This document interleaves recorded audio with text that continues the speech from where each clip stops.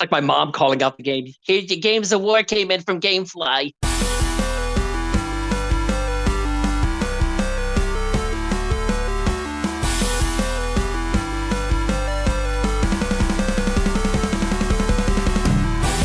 Hello and welcome to the Part-Time Gamers, the gaming podcast for people with full-time lives. I'm Cyrenex, clocking in with my good friend, That One Weirdo. You know, I'm really disappointed on Super Bowl Sunday that you can't bet on the Puppy Bowl on Prize Picks. Yeah, apparently that would probably be more exciting than the current game going on. Absolutely. So we're recording on Super Bowl Sunday.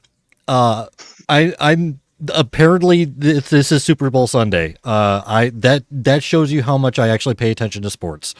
Yes. I don't even know who's actually playing. So all I've been one football team versus another. Yeah.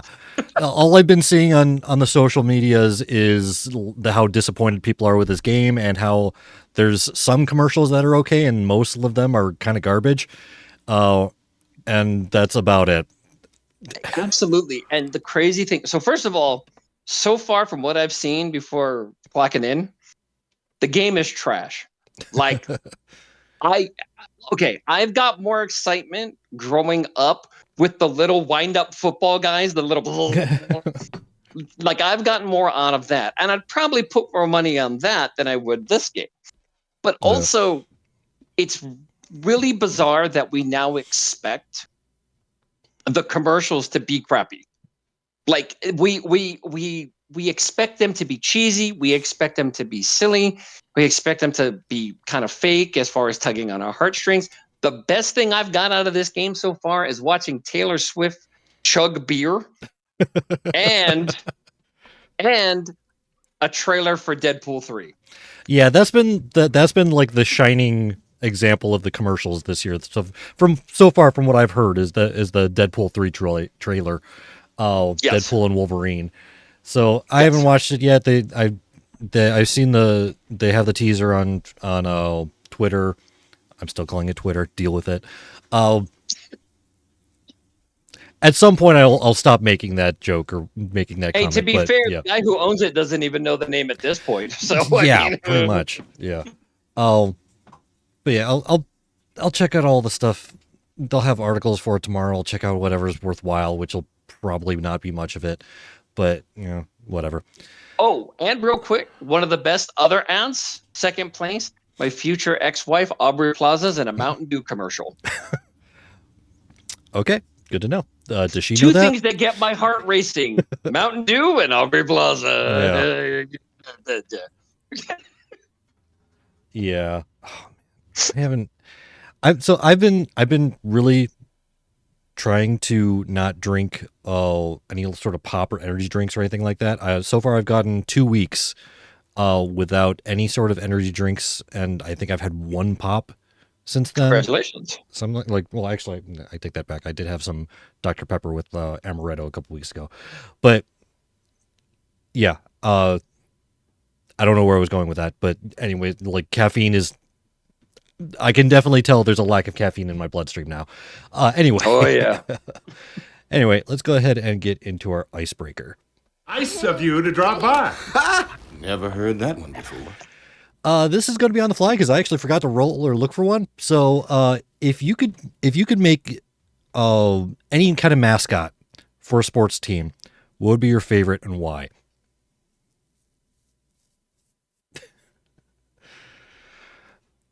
Wow. That's a pretty good one since you don't keep up with sports. Well, yeah, that too.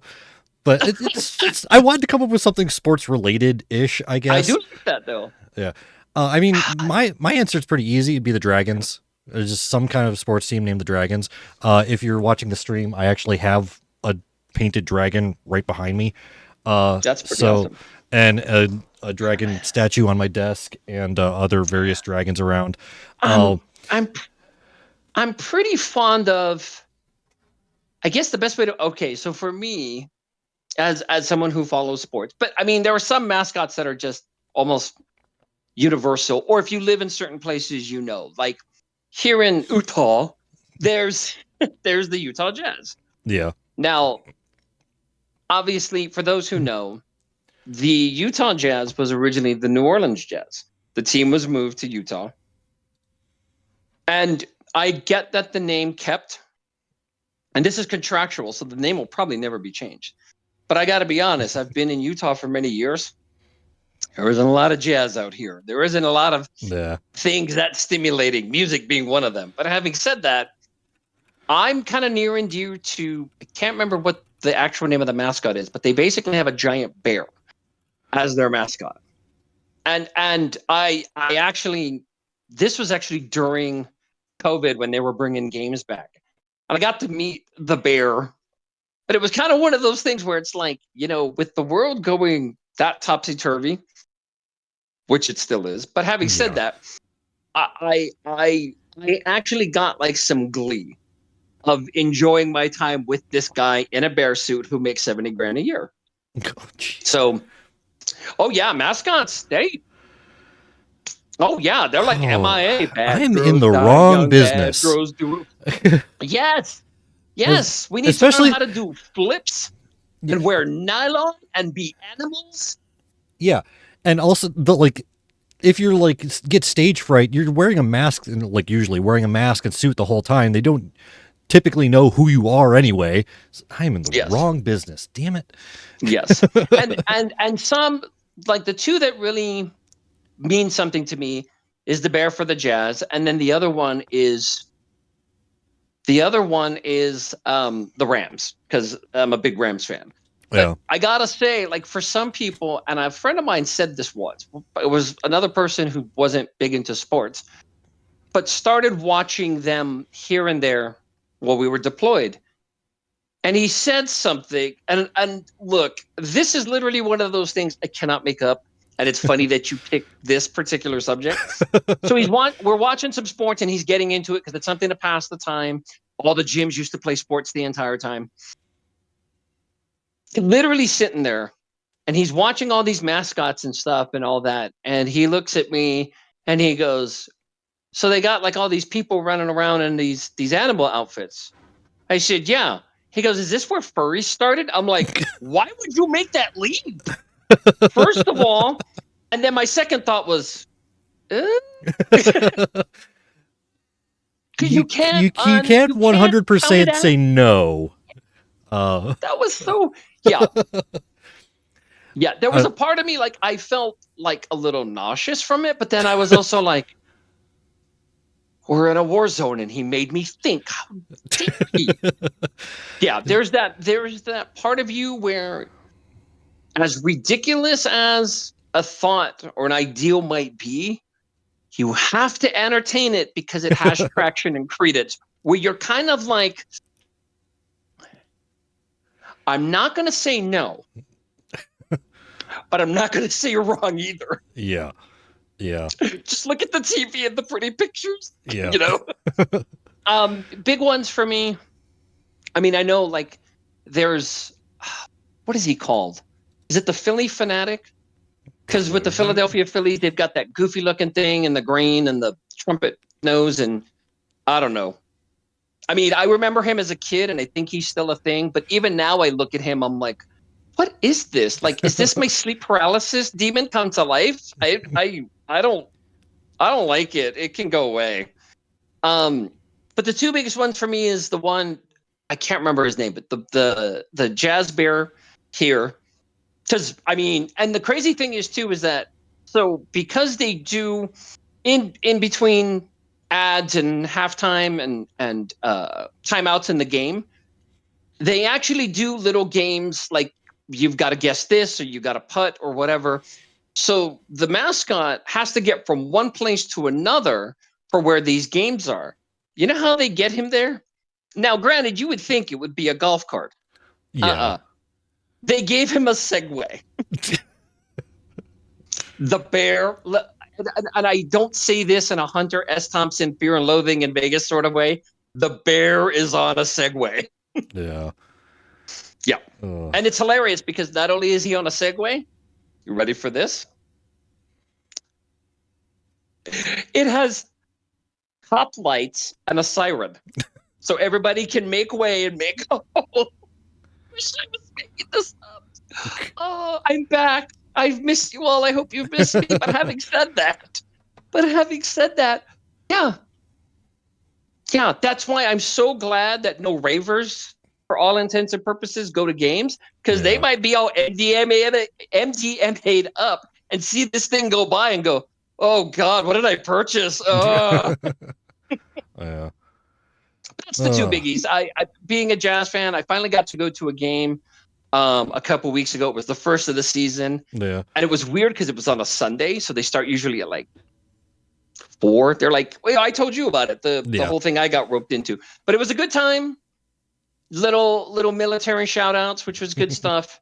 And the Jazz ended up winning, which was funny because 3/4 of the game, the Jazz was like, okay, you're staying in it. Oh, you're down by 20. Oh, maybe you'll come back, blah, blah, blah. Fourth quarter, oh my goodness. I'm like, where did these guys come from? Like it was, they were fire. And they ended up beating like the Milwaukee Bucks, I think was by 15. Yeah. Yeah, and you're literally like, who were they? Yeah. But yeah, I mean, there are teams. I mean, for those who look them up, there's actually teams that have mascots that I didn't know existed. Like they'll run out, but I'm like, did he get lost? Isn't he supposed to be at Disneyland? Oh no, he's supposed to be here. Yeah. So yeah, I'm just kind of surprised that there isn't like a military team called the 50 Cals.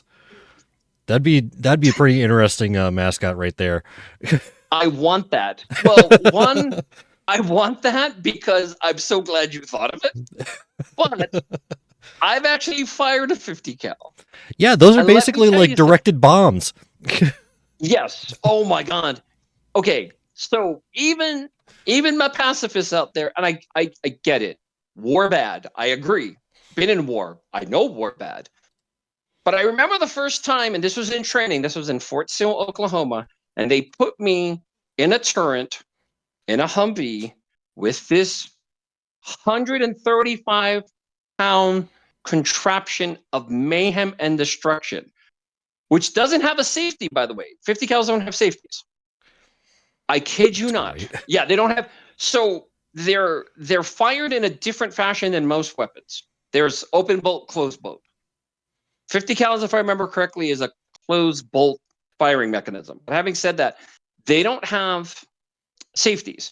They actually have paddles, and that's the triggers. So when you fire, because you can lean on that thing and your gun will misfire, or you'll have a hot gun, which means it'll keep firing until you run out of rounds.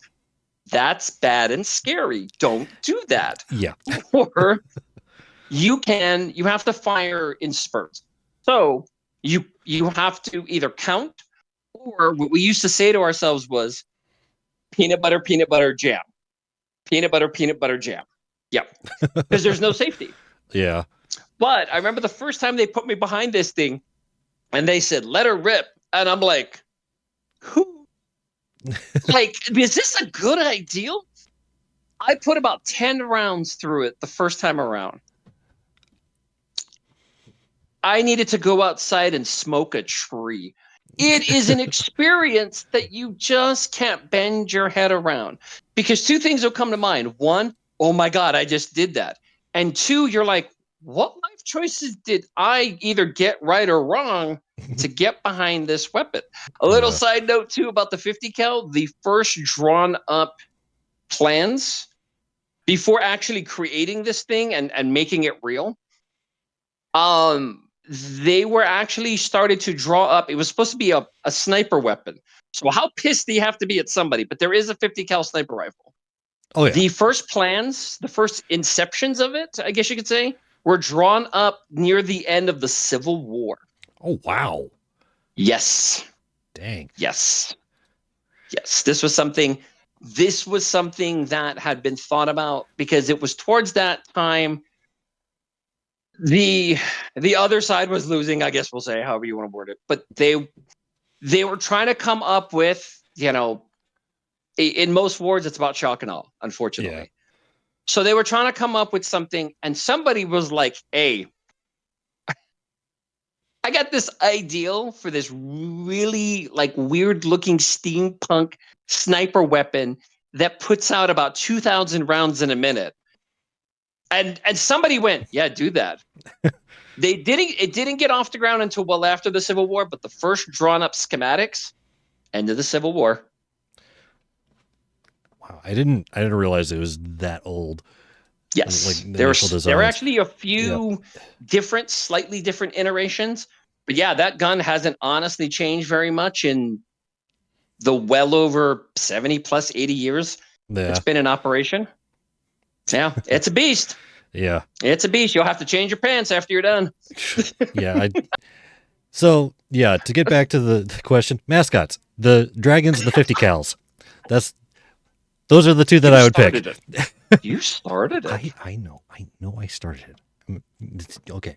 Anyways, to actually get some gaming in our gaming podcast, let's get to our water cooler talk. You get that thing I sent you? Yeah. All right. Even though September isn't joining us today, she did submit an article. Words. The 50 cals. Yeah. So recently, Disney has invested $1.5 billion into Epic Games in order to make it's still difficult to say like what exactly it is, but the headline is Disney and Epic Games to create expansive and open games and entertainment universe connected to Fortnite. So unfortunately, I've not gotten a chance to read all the way through this article, so some of this is a little bit hearsay from other programs that have talked about this as well. But it seems like Disney is trying to some kind of like Fortnite-like universe that's all Disney based, which might be kind of interesting. I mean, obviously Fortnite is incredibly popular. It's definitely got a style to it. Even though the game itself is, you're shooting people, but it's still cartoony and stylized, which is still kind of fits with a Disney aesthetic. So I could see something coming from this. But I don't know what to expect, honestly. But so that is apparently something that's happening, though. We do have the link to, actually, that reminds me, September is not here, so I need to actually link the links in the chat. Link is also in our show notes, which is the link to the show notes is in the descriptions for each of our shows, so you can check it out there as well for all of our article links and all that jazz. So Theo, let's go ahead and get into your article about Hideo Kojima basically making a video game movie. Yes. So real quick, as far as like the Epic Games, I mean, that's a substantial investment. I mean, it's Disney. They technically have the money, but yeah, they've done some things recently where you're like, okay, you're doing that now. And not necessarily bad. Just I think sometimes I think and Disney's not alone, but I think a lot of studios just seem to forget the fans. And whatever they serve up is like, well, you better like it or else. And it's like, okay, I'll go with or else for 1,000, Alex. But to see where they would go with that kind of investment, and Fortnite, it is literally the equivalent of it's what the closest thing we've got to the Oasis from Ready Player One in real life. And it's such a good time, and it's so accessible now. Like it's on Luna, and everybody can get in on it. So for somebody like Disney to throw that kind of money, I mean, obviously there's marketing at play, that kind of money, but it's also one of those things where like, yeah, if there's something you want to get in on that everybody has some kind of hand in, I know people who play it like casually, and I know people who don't sleep for 5 days because they play it. But I mean, there was a time when I played Fortnite quite a bit. So yeah, it's a good way for them to, kind of expand on something that's already preset, and it's just a matter. I mean, I think we're all kind of like, all right, grab the popcorn, let's see where this goes. Yeah. So for me, my article, and it literally caught my eye. Well, first of all, I mean, based on who it's from, Kojima-san, I adore.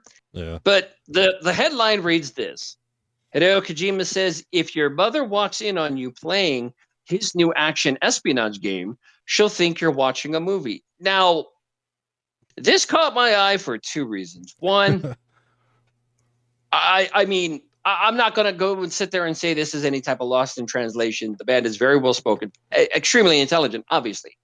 But the way he's saying it, you do have that moment of you're kind of like, what kind of movie would your mom be walking in where you would like, what do we need to know, and how many locks do we need on the door?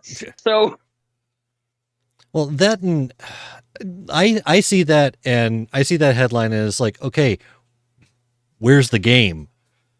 yes.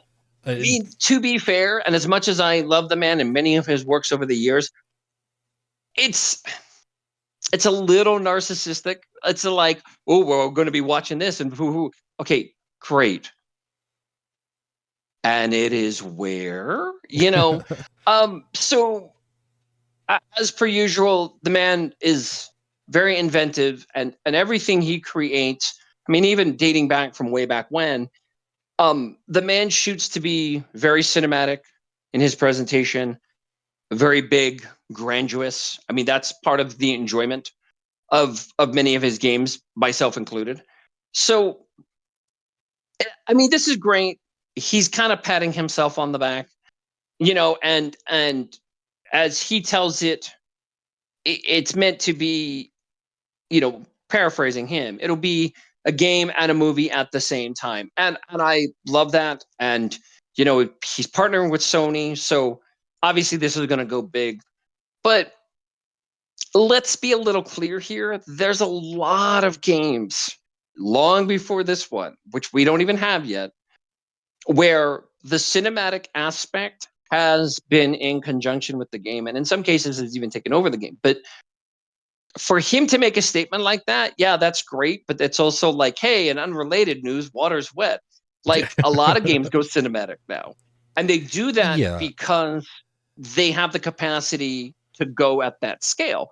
So I love where he's going with this, but I mean, for all of us, ourselves included, this is a wait and see. And it's like, yeah, you keep patting yourself on the back until, IGN gets a hold of the actual game and then has their say. So, and I love the man, but it's really kind of narcissistic, I guess. Just my way of putting it.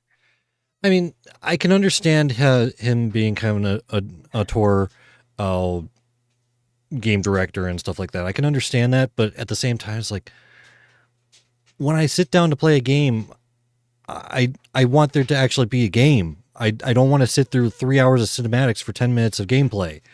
Yes. And it just seems like so much more of his games, quote unquote, keep on leaning more towards cinematics. It's like, just make it a movie then. Just you don't have to stick with just games for your studio. You have a studio named after yourself. Just make it a movie. And just take the whole game element out of it entirely. Agreed. Well, and especially considering like a lot of what how he represents, and the way he goes through so many of his games. I'm with you to where I'm kind of like, dude, just get behind a director's chair. Yeah. Like, go make it official. Go. Yeah. Like, if you're gonna do this, and let's be honest, the man's got enough of a built-in audience with both lovers and haters, to where I think people would turn out. And you think about all the people he's incorporated, Norman Reedus, at one point he was trying to work with Guillermo del Toro. Like, so many people he's already had, kind of worked with or really, leaned on to kind of make his visions come true. Like, dude, you're literally so close to tiptoeing into full-blown cinema. Like, just go get a director's chair. You have people who will fund you. You have companies that will back you. Come on, just go make Fast and Furious 11 already. Didn't they? I don't even know if they've actually made that or not. I don't know what the last Fast and Furious game or show is. They're working on 11. I watched 10 in the theater. That's all I'm going to say about that. I sense a little bit of contempt in your voice. But that contempt's not the movie. For the movie. It's for me. You know why? Because I know what I was getting into. Yeah, Yeah. and real quick, for some point of reference, go back to the first movie and watch these little street racers ripping off cargo trucks, and then all of a sudden it's like, is that Fierro in outer space? Yeah. And I'm not I even making that up. That happened in 9. yeah, So I've heard that much. I mean, I kind of yes, like the theory that this is actually the representation of some kind of D&D campaign that these people are going through, and like as they level up, it gets more and more ridiculous the kind of stuff they're able to do. I've never heard of it that way. I've never thought of it that way. You will now. But now I can't look back. That's all. Yeah, literally, there's going to be scenes in 11, and I'm going to stand up in the theater, and I'm like, oh, who's the highest roller? 20 die, huh? Yeah. I've It's never like thought, oh, God, that's too someone's gonna good. raise their arms up. It's like critical success. Anyway, Oh, God, that's too good. this is like a random fan theory I heard is that this is actually like the visual representation of people playing D&D, and it just gets more ridiculous as they get higher level. Because if you look at like old, especially like 3.5 D&D, once you get up to higher levels, it is stupid the kinds of things you can do. Like you get into epic levels and you can walk on clouds. Just from a check, not spells or anything, just from doing a balance check, you can walk on clouds. Yes. It gets ridiculous. Anyways, let's go ahead and jump into my article.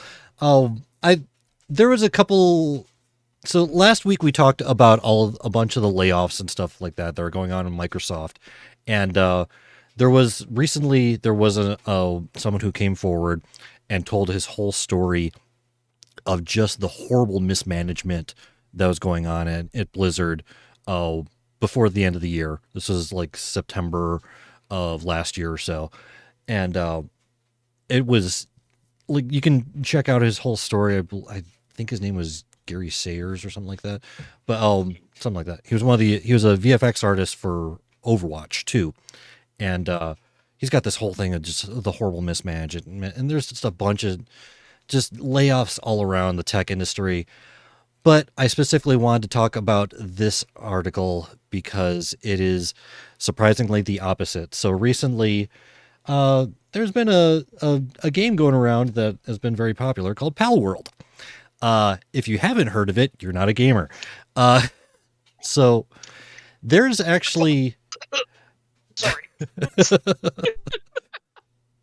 Oh, but yeah, they actually are looking to hire people. Like the expectation vastly underestimated how positive a reception this game was going to get. So they are, in their words, we are overwhelmingly short of people. They actually need to hire a bunch of engineers and planning positions and stuff like that to just cover the multitudes of people who are playing this game right now, because it's how many it's the first line of the article. Palworld developer Pocket Pair is pouring, wow, that's a tongue twister right there, nearly $500,000 every month into keeping the game servers up, which it can afford to do because Palworld is a massive hit. I don't know how many. Yeah, Palworld is a massive success, surpassing 19 million players across Steam and Xbox on January 31st, less than 2 weeks after its launch. So it is massive. Insane. Yeah, it is massively popular. And I think part of it is because it incorporates the visual nostalgia of Pokemon with the complete violence of just bullets and killing people or monsters or whatnot, pals. Which, it does appeal to me. I mean, I like the fact that you can use the pals to automate things in your base. I wish there's a little bit more control over that, but it's still early access, so they still have the potential to change things, refine the aspects. They're fixing a lot of bugs and stuff like that right away. But I like the aesthetics. I like the feel of it. I mean, out of a lot of open world games right now, this would probably be the one that I would play the most. Because it does capture that nostalgia of the old school Pokemon games, which is, I imagine, intentional. But a little bit of a bright spot in all of this, the fact that they are hiring people that they like. Not only are they hiring people just because they can, but because they really need it. So good to see some success stories in this. Yes, this especially with all the layoffs that have happened. Ubisoft, once again, and I didn't unfortunately go with an article, but once again, they're doing Ubisoft things. Yeah, Ubisoft gonna Ubi, apparently. Yeah, especially with Skull and Bones. I haven't gotten too much into that, but that's apparently some kind of something. I'll have to cover that next time around. But yeah, that's literally one of those where it's like, oh, you're doing what we expected you to do, and it's in poor taste. No, the French. They have the French. Yeah.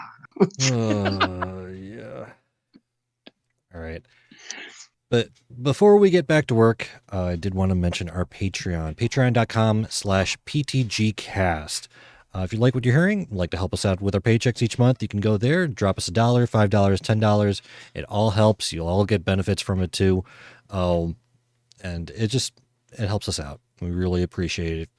Patreon.com/PTGcast. With that, let's go ahead and get back to work. Morning break is over. Morning break is over. So this is a game that I wanted to talk about for a little while now. My time in it is, I've had some pretty good times in it, but it seems to be somewhat controversial. Just not the highest rated. We're going to be talking about Gears 5. The latest entry in the very venerable Gears of War series, which I had to look it up. It started in 2006 on the Xbox 360. So it's been a bit, almost 20 years of this game. Developed by the Coalition, published by Xbox Game Studios, $59.99 on Xbox and Windows via Steam, but it is also available on Game Pass. And I found out that the version I have on Steam actually does not have the DLC. The version that they have on Game Pass does. So it actually, I actually played it on Game Pass even though I own it on Steam, because it links to the same account anyway. So I got all my stuff anyway. So with this game series being so venerable, and it still being a lot of the same things, I'm not going to talk about every little detail because a lot of it's going to be the same from the old games.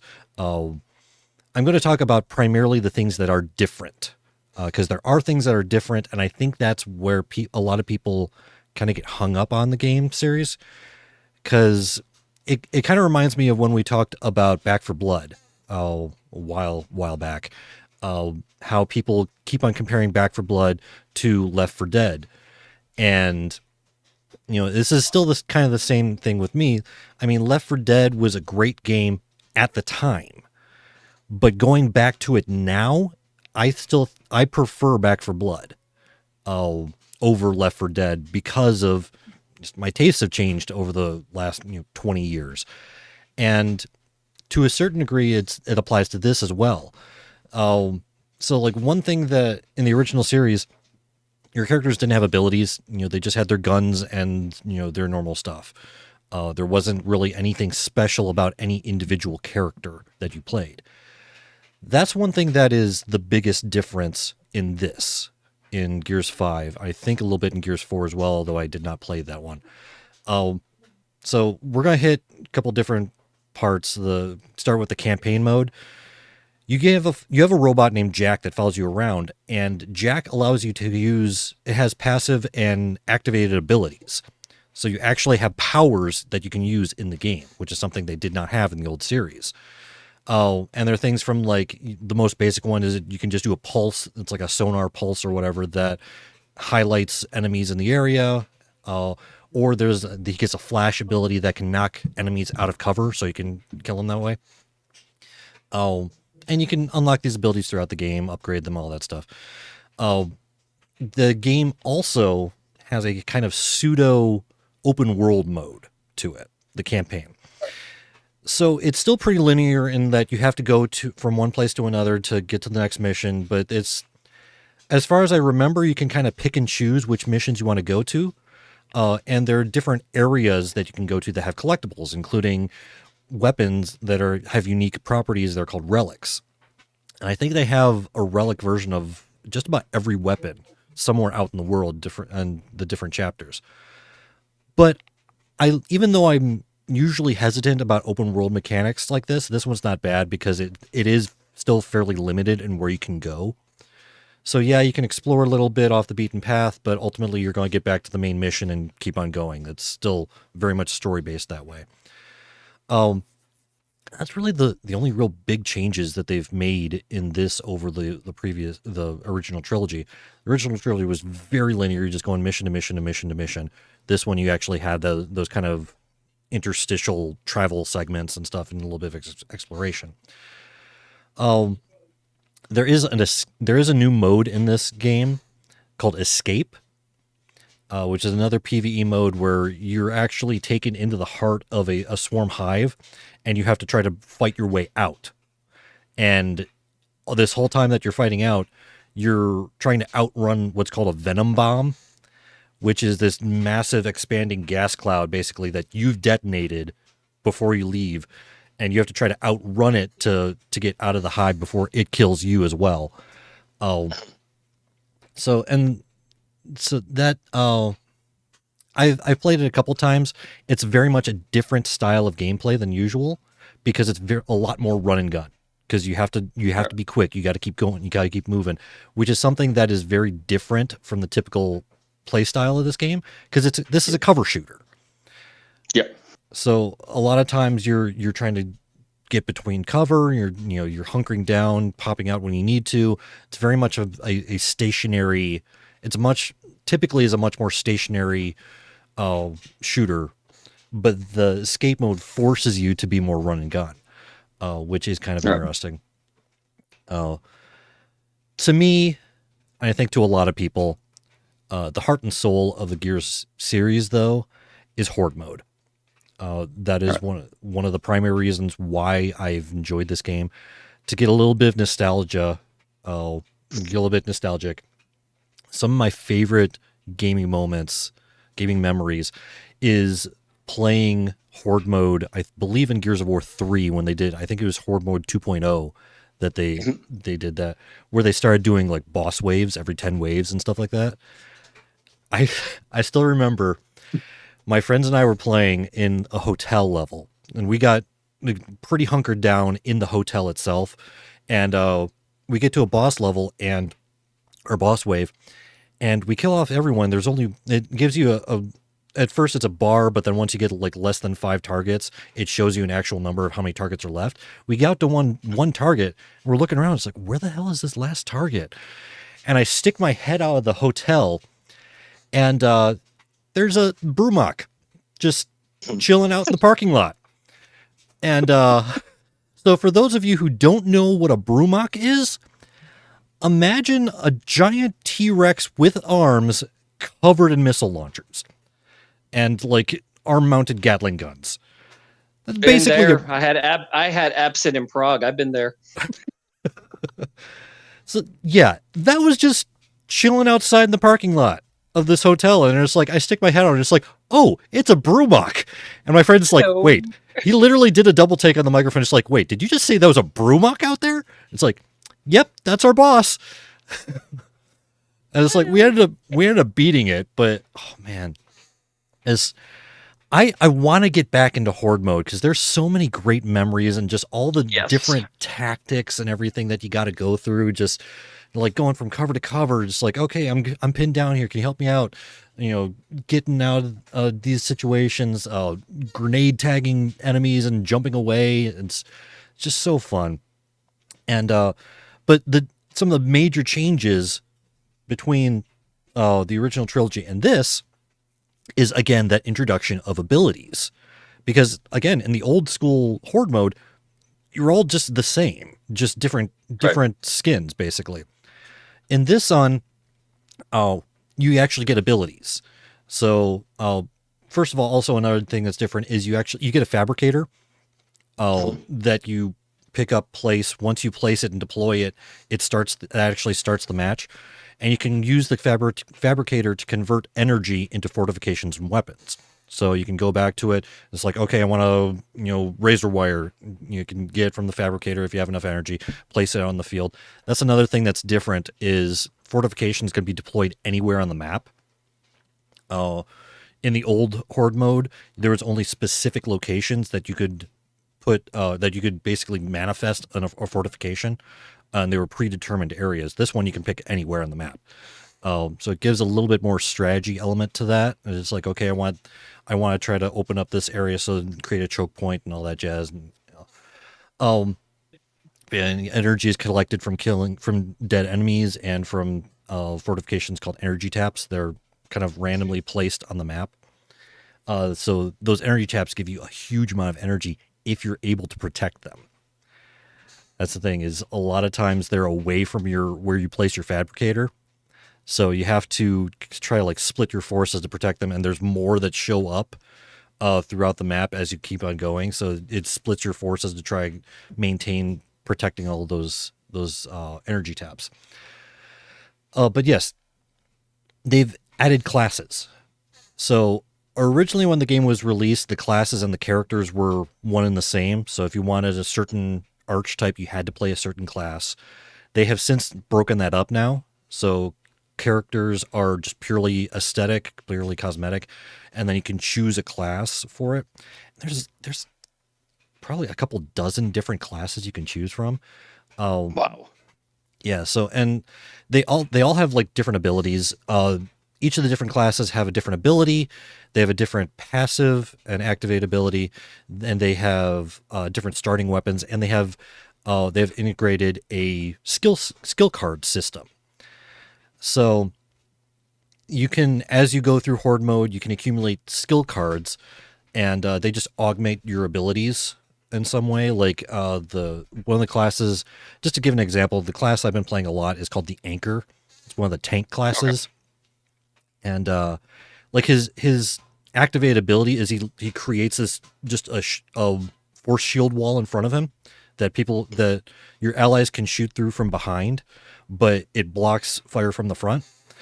Oh, and eventually he can get abilities that increase the size of the shield wall, or make it so that when enemies fire through it, the damage is increased. I actually think that's his passive, is whenever allies fire through the shield wall, it actually increases the amount of damage it deals to enemies, accelerates the shot. But he gets abilities the active reload bullets on his Boltec revolver cause bleed damage. That's one of his skill cards. Right. And it just augments how you play, and you can actually kind of integrate these cards together to get a kind of a build. I like that customization. I like that there's only a certain number of cards that you can activate at a time. So there's opportunity cost, and I really like games that give you opportunity cost. I find more and more that games that just allow you to get everything eventually are kind of dull. I don't like that element. Because I'm also an old school D&D player. I like the fact that it's okay, you literally cannot get everything. So you need to really focus on what you want to do. But yeah, and another thing with the skill cards, they do have different rarities that, kind of the typical colors we've gotten used to over the years with WoW rarities and stuff like that. It starts off with green, goes to blue, purple, gold. And the higher the rarity, the more powerful the card is. The difficulty setting actually gives you higher chances for getting higher rarity cards. But you can also, if you have multiple copies of the same card, you can burn those copies to increase the rarity of the card. Dang. So even if you're not on the highest difficulty, you can still eventually get these higher level cards that are more powerful. And like I said, I like that opportunity cost that gives, because you can only think I have 6 cards active at a time. And yeah, it allows you to figure out, okay, what exactly do I want to do with this character? I really like that. One last point for like energy. You use that, like I said, you use that for getting stuff from the fabricator, but you can also, in between waves, use it to increase various stats that are specific to the class. Each class has 4 different stats that they can max out to at level 10. And some examples are like precision damage, or you can get ammo regen, or you can get melee damage, or health increase, all that kind of stuff. So overall, those are like the overarching big changes to the gameplay. And a lot of that, like picking the classes and stuff like that. Again, unlike the earlier games, it gives you that opportunity cost. With, strangely enough, by having more options, it gives you that opportunity cost. Right. Yeah, with the old games, since everyone was equal, no one you couldn't really say specifically. It's like, okay, I want to be able to accomplish this thing. It's like, okay, well, what's allowing you to do that? With this, you can say, okay, I'm the tank. I'm going to be out in front. I'm going to try and make sure I protect everyone.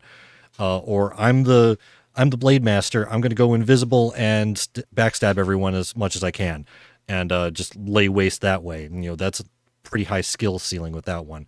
I like those elements, but it's also these exact elements that people who are particularly nostalgic about the old series, these are the elements that they don't like. Right.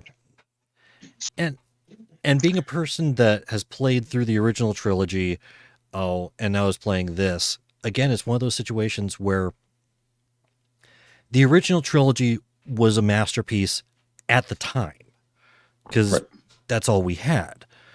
I'm not saying it's bad now. It's still the story for the original trilogy. Just the moments that I could remember from it are just amazing.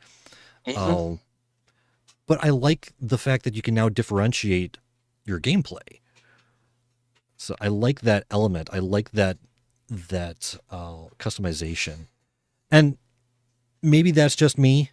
Oh, like I said, I did the same thing with Back for Blood. I like the ability to determine my weapons, to like pick skill cards and figure out. It's like, okay, I want to be better specifically at this thing. I like those elements. So I know I've been talking a lot. I'm trying. No, you're good. I really want to. One of my big things about this show is I want to try to avoid verbal wall of text as much as possible. No, So, you're good. I get so, and I've said it before, and I say it again. Part of why I love doing the show, but part of why I love when we talk about certain games and especially certain series, it's to hear how we all not just remember it, but also like the impact it's had on us and the great memories and why we continue to game. And yeah. with something like Gears of War, nostalgia is always a tricky beast because it's like Star Wars fans. Well, give us something new. Oh no, but that's not like Star Wars. And it's like, okay, pick a Yeah. lane. Yeah. We get you got the baby Yoda. He's cute. Yeah. But when it comes to why we love something, it's always nice to be able to go back. And even with Gears 5, like what they've done, when you look at like, the first trilogy, like, I mean, it was just so off the wall, and it really, for a lot of people, it was kind of a gut punch because it was a game that, I mean, like most games, it's hyped and advertised. But I remember with the first game, Gears of War, nobody gave me much of an upfront, if you will. Like, I remember going over to a friend's house, and I was like, "You playing video games?" And And it was like, yeah. And I was like, okay, so what is this? And Gears of War, and he explained it. And for me, like that was another moment. You know, I don't remember what I had for breakfast this morning. I don't remember what I did at work today, but I remember where I was the first time I played Gears of War. Yeah. I was in Germany, and I was living in Speicher, this little town outside of the base. Went over to a friend's because we we used to live across from each other. They stayed in that town. We moved to another town and went over, and we hadn't seen him in a minute. So we're doing a little cookout. And the person who was a friend was actually my boss. She was in my office by chain of command, but her husband was a big gamer. So it was, what you doing? And he's like, planting corn. I'm like, and I just remember like food getting cold and like, are you going to eat? And I'm like, there's microwaves in Germany. We're good. Like, we can re-grill. There's no law or rule against that. I remember just being absolutely fascinated and drawn in. And the original trilogy, of course, just legit as well as legendary. Yeah. And as games go on, yes, they develop things and they kind of make changes that are a little outside the mold. But even with this, like, you still get the hints of it being Gears of War. I think one thing that some games run into, franchises, movies, I mean, it is a given to want to one up the original and kind of lose sight of the original. Yeah. As we were kind of just talking about like Fast and Furious movies, where it's like, yeah, they started out as little street races and then, oh, there's a Fiero on a space shuttle. Like it's insane when you kind of look back at some of this stuff. But I think ultimately as a whole with this particular series, I think it's one of those that kind of got that right. Like there's enough to where you're still like, yeah, they made changes. Like they kind of one up some things that we didn't get, the first time around, the first 3 games. But having said that, we can still point to it and go, that's Gears of War. Yeah. And I think that's one thing that gets very tricky, especially when you start not just one-upping the game, but when new consoles come into play. Because I remember the old Need for Speeds and loving them at their simplicity. Like the GameCube Need for Speed was just, I mean, I loved it. And the soundtrack was amazing. And it wasn't appropriate at the time for my 7-year-old son, but he played the video game and he sang the song. And I peeked my head in one day and I'm like, oh God, I'm a terrible parent. But by the time Need for Speed started getting kind of up into more updated consoles, that one-upping overtook the themes and overtook the nucleus of the game as to why we enjoyed it. And in a lot of cases, they tack on so much to try to one-up it, and then you kind of have this moment where you're like, well, that's not what I remember. That's not why I got into this particular series franchise of games to begin with. Gears of War as a whole still sticks to that pretty well, this one included. But it is very much one of those games, like I said, I remember where I was when I first played. And I just was like, oh, they do this now. And that's what's so great. I think that's what kind of draws us in, especially to these games. And they've tacked on a bunch of new stuff, like you were just saying. But I think at its core, you still got a Gears of War game, which is what matters. Yeah. I mean, it still very much feels like Gears of War. It just has more elements to it. I mean, curb stopping an enemy still feels solid. You get hit with a round and you feel it.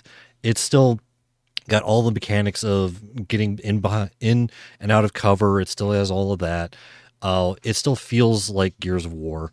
It just has that added element of you can now kind of differentiate your character from everyone else, and it's like you can actually have a role kind of built in instead of it being kind of just you and your friends saying whatever. Right. But one thing that does kind of disappoint me, if there's any one element that disappoints me in this game, it's the fact that in the original trilogy, I believe it was Gears of War 3, they had a mode in there called Beast Mode, where it was basically the opposite of Horde Mode, where you played as the Locust trying to kill a team of cogs. Yes. And that mode, my friends and I had so much fun in that mode, and it was never seen again. Yeah. At least to me, that was gold. That should have been in everything from then on, and it just was never in there again. It's like you go around rolling as an armored Cantus, and just like annihilate three Onyx guards and stuff like that. I'm saying a lot of words that a lot of people probably don't know, but I'm going to say them anyway. They'll Google them. Yeah. It was just so satisfying just going through one of the big things is the Berserker has very poor vision. That's a mechanic in the game is you have to it's completely controlled by sound. They do that in the game. Like your vision as a Berserker is garbage, but like every time someone makes a noise, it pings on your screen. And so you know like generally where to run at. Those things are fierce. If there's any one thing specifically that I miss from the old trilogy, it's that beast mode. But everything else, I don't know if I'm in the minority or not, but I really enjoy the changes that they've made in Gears 5. So yeah, it's change as we know, change is never easy. But I know that and some of the changes I think in this particular game, because I think you and I both agree, to change something doesn't necessarily make it better. Yeah. I think when you do a lot of changes, it has to come with some kind of expansion. Like, okay, in certain games, can't think of one off the top of my head, but where you change like the way the controllers are or certain movements. And it's like, well, why did you do that? Like, we liked this. Yeah. And it doesn't do anything for the overall gameplay or storyline. So I think with this, even with the changes that are there, I think expansion is really what kind of gives way. Halo series comes to mind where when they change something, it was really for the benefit of the overall. Yeah. And of course, with that too, there are detractors who are going to be like, well, we don't like that. And I'm like, well, I bet you don't eat your Brussels sprouts and make your bed, Yeah. Yeah. I don't do either of those things. But yeah, like, I don't either. Yeah. But I don't make my bed, but I eat my Brussels sprouts in bed. Yeah, I don't do that. Okay. We're at the end of the show, so it's tangent time right now. I don't see the relevance of making your bed.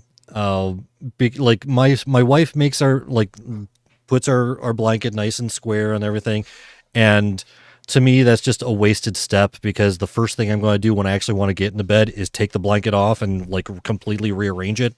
So it's like just anyway, that's just me. I'm the one that actually makes the bed. My girlfriend doesn't.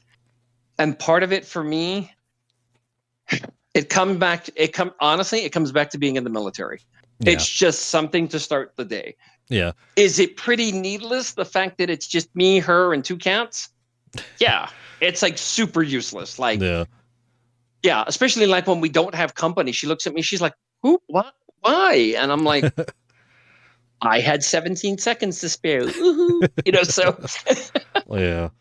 Real explanation there, we know. Yeah. Anyway. All right. Well, I think that covers just about everything for this. Here's a ward of blankets. Yep. That tracks. Yep. That's on brand. All right, everyone.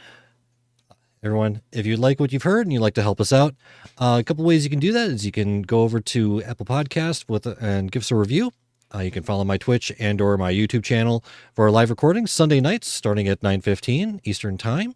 Or if you'd like to help us with our paychecks, you can become one of our patrons over at patreon.com/PTGcast. And that note, I'd like to thank our board member, Stephanie Hurst. Thank you very much for your support. We really do appreciate it. If you'd like to contact us, you can with our email, parttimegamers.cast@gmail.com. Everyone, thank you very much for listening. Thank you for joining us for a live show. Join us next week for our discussion of the finals. Kind of excited to talk about this one. I don't know. Me too. Yeah, I'm kind of so. Anyway, I'm not gonna. We'll talk about it next week. But yeah, we're going to be finishing off. This one will be good. Oh, this game. Oh, playing it for 20 minutes, it made ice cream taste better, and I heard birds singing outside my window. But we'll get into all that. Yeah, we're going to talk about the finals next week. It's going to be our last game that we're going to talk about this month, and then the week after that is going to be our monthly game night. Everyone, I'm Sean. You can find the show and the rest of my work, and links to my socials, the Twitch and YouTube channels, and the Apple Podcast listing using the link bit.ly/CI Productions. You can find Ember's work at 9of12.com, NINEOF12.com, including her newest show, Tipple Theory, with her and Sean Weiland. I keep on wanting to say Wayland. It's Weiland. He called me out on that Stone one. Temple Pilots. Yeah, he called me out on that one time, and I want to be respectful and actually pronounce his name correctly. So, anyways, yeah, check that out over at 9of12.com. All right, Theo, where can people find you around the internet? That's safe for work. Oh, well, then I got nothing. No, I'm just kidding. They can find me. I'm back on Swell. So swellcast.com at that. It's that one weirdo. And because I've been kind of hung up with work and life events, hopefully next week I will be starting off my new podcast, which will actually be a relaunch of the video station. So I'm pretty excited nice. about that. And Steve will be back. Yes. Yeah, the silent partner of the podcast actually sounds better than me on the podcast. But, we expect Steve to do Steve things. Yeah, I mean, you can't really compete with a cat, so, what can you do? Not as adorable as him. No, that's fact. That's science. Yeah, that's actually pretty accurate. All right, Yep. Everyone, thank you for watching, and until next time, we are the Part-Time Gamers clocking out.